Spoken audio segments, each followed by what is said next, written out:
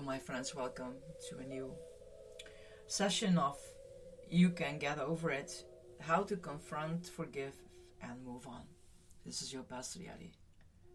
I say also in this podcast that next week I will be in Arizona for 2.5 weeks, so I cannot do my work.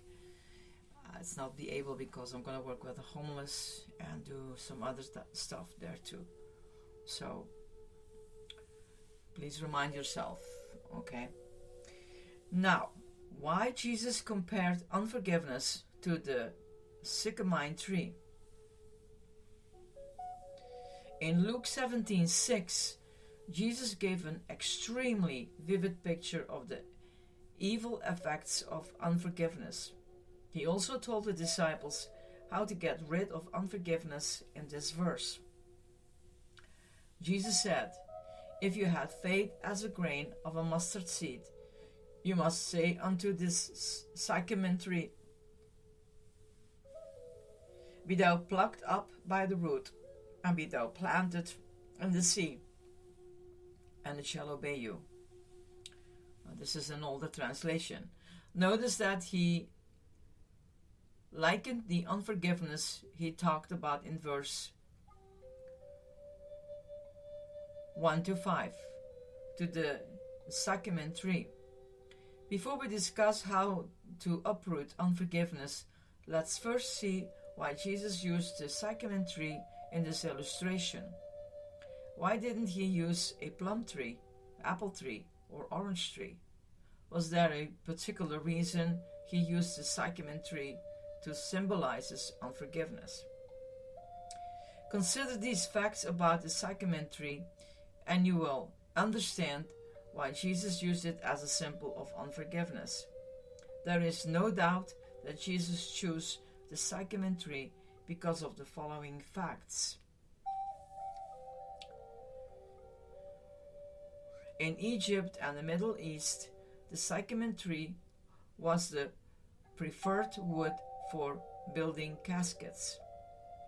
Caskets, yes, think of it.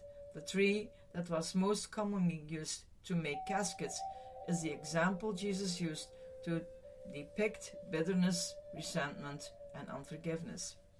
The Sycamine tree was the preferred wood for building coffins because it possessed these characteristics. It grew quickly. This was beneficial because people needed large amounts of the woods for making coffins.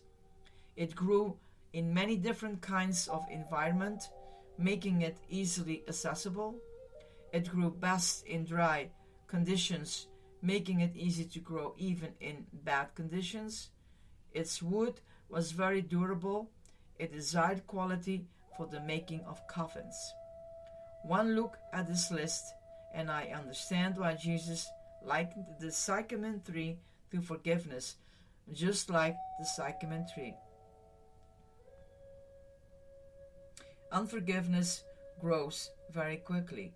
It doesn't take long at all for unforgiveness to get out of control, growing so large that it starts taking over the place where it's planted. In this case, your heart. Unforgiveness grows in every environment. It doesn't matter where a person is from, where he lives, what his culture is like, or what level of society he belongs to. Unforgiveness grows in human hearts everywhere. It's universal. Unforgiveness grows best in dry conditions. Unforgiveness thrives where spirituality, dry conditions exist, where there is no repentance, no joy, no fruit of the Spirit. That's where unforgiveness grows and flourishes. Unforgiveness will bury you. The fact that the Sycamine tree was used for building caskets tells us that unforgiveness will bury us more quickly than anything else. Unforgiveness is used by Satan to put us 6 feet under the ground. It not only works that in our physical bodies, but it also kills our spiritual life and makes us spiritually lifeless. Fact 2. The sycamine tree has one of the deepest root structures of all the trees in the Middle East. It is a robust tree that grows to a height of 30 feet or more. The sycamine tree is very hard to kill because its roots go down so deep. Even cutting the tree down to its base doesn't guarantee its death, because the roots, hidden deep under the ground, keep forcing their way to the surface to produce new life and again. No wonder Jesus used this tree as an example of unforgiveness. Like the sycamine tree, unforgiveness must be dealt with, clear down the roots. And otherwise, it will keep springing up again and again. Its roots down deep into the human soul, and only genuine repentance can rip those roots out so they will stop growing back over and over again. Fact 3. The sycamine tree produces fruit that is bitter to eat. The sycamine tree and fig tree are very similar in appearance. The fruit these two trees produce even looks identical. However, the fruit of the sycamine tree is extremely bitter. The fruit of the sycamine looks like as delicious as a fig, but when tasted is very bitter and unpleasant. Figs were expensive in New Testament times, so poorly people ate the fruit of the sycamine tree as a substitute for the fig. However, the sycamine fruit was so bitter it couldn't be eaten whole. It had to be nibbled on a little bit at a time. After a pause, the eater could start nibbling again, but a person could never devour a whole piece of this fruit at one time. It was just too tart and pungent to eat at one sitting. Like the sycamine tree, unforgiveness is bitter, sharply tart, and pungent, and most people chew on these feelings of bitterness and unforgiveness for a long time. They nibble on the offense for a while, and then they pause to digest what they've eaten. Then they start nibbling on it again, taking one little bite, then another and another. As these people think and meditate on the perceived offense, they internalizes their bitter feelings toward the person or persons who offended them. In the end, the sour, bitter fruit of unforgiveness makes them sour and bitter as well. Also, just as poorer people were the ones who ate the sycamine fruit, those who sit around and constantly meditate on all the wrong commitment against them are usually bound up in all kinds of poverty as well.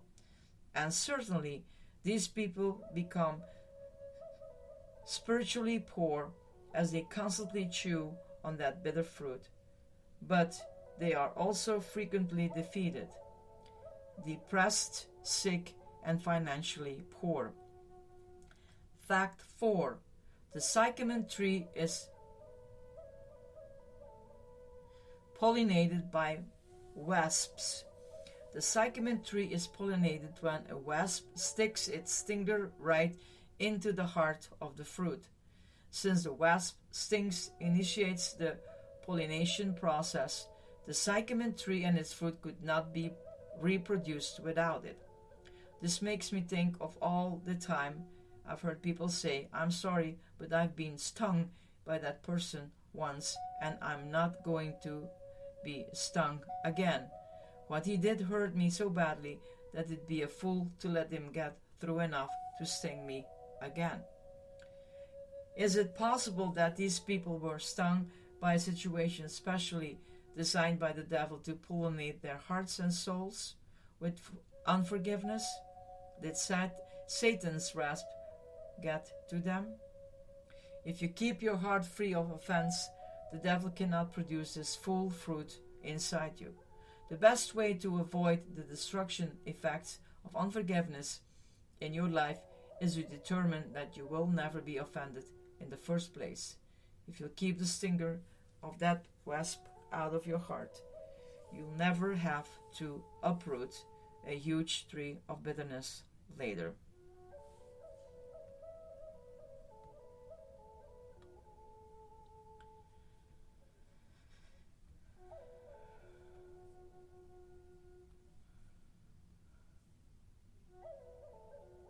If you don't take authority over your emotions and flesh, they will continue to dominate and haunt you. If you'll stand up to your destruction emotions and plant them in the sea forever, they will obey you and you will be free. So refuse to allow your flesh to be your master, and let the Spirit of God inside you take charge and start calling the shots. Bitterness and unforgiveness have absolutely no place in your life, so uproot and remove them once and for all.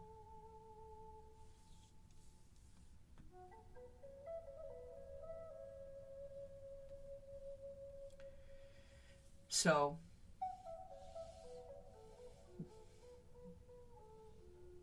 be aware.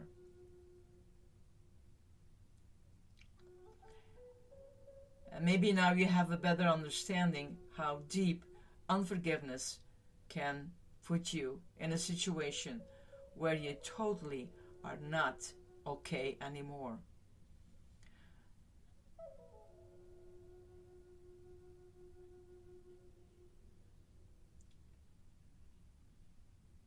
Let the Sycamine tree